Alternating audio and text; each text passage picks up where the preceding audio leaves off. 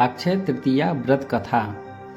अक्षय का अर्थ होता है जो कभी खत्म ना हो और हर साल वैशाख मास की शुक्ल पक्ष की तृतीया तिथि को मनाई जाती है।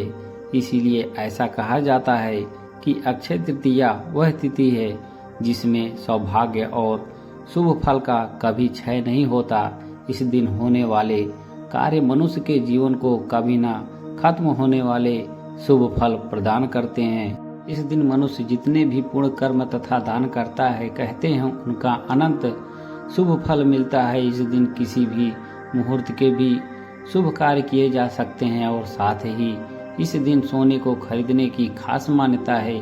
तो आइए जानते हैं आखिर क्यों मनाई जाती है अक्षय तृतीया और इस दिन का महत्व। आइए सुनते हैं अक्षय तृतीया की कथा।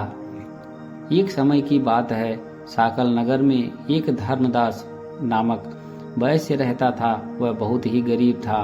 वह हमेशा अपने परिवार के भरण पोषण के लिए चिंतित रहता था। उसके परिवार में कई सदस्य थे। धर्मदास धार्मिक विचारों वाला व्यक्ति था। वह दान पुण्य का काम बड़ी श्रद्धा पूर्वक करता था। भगवान के प्रति उसकी असीम आस्था थी। वह हमेशा ब्राह्मणों का आदर सत्कार किया करता था। एक दिन की बात है, धर्मदास को किसी दूसरे के माध्यम से अक्षय तृतीया के महत्व का पता चला। उस व्यक्ति ने धर्मदास को बताया कि अक्षय तृतीया के दिन पूजा पाठ और ब्राह्मणों को दान कराने से अक्षय पुण्य की प्राप्ति होती है। यह बात धर्मदास के मन में बैठ गई। जब अक्षय तृतीया की तिथि आई तो उसने उस दिन सुबह सुबह स्नान करके पितरों और देवी देवताओं की पूजा अर्चना करके ब्राह्मणों को आदर सम्मान पूर्वक भोजन कराया। इस प्रकार से वैसे हर साल अक्षय तृतीया के दिन पूजा पाठ करने लगा। उसका ऐसा करना उसके घर वालों को ठीक नहीं लगता था। उसकी पत्नी हमेशा उसे ऐसा करने से रोका करती थी। उन्होंने कहा कि अगर धर्मदास इतना सब कुछ दान में दे देगा तो उसके परिवार का पालन पोषण कैसे होगा। फिर भी धर्मदास अपने दान और पुण्य कर्म से विचलित नहीं हुआ और उनके ब्राह्मणों को कई प्रकार का दान दिया। उनके जीवन में जब भी अक्षय तृतीया का पावन पर्व आया, प्रत्येक बार धर्मदास ने विधि से इस दिन पूजा एवं दान आदि कर्म किया। बुढ़ापे का रोग, परिवार की परेशानी भी उसे उसके व्रत से विचलित नहीं कर पाई।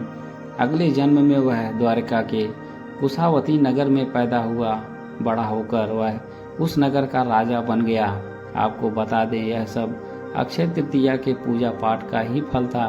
अगले जन्म में भी वह धार्मिक विचारों वाला व्यक्ति ही था।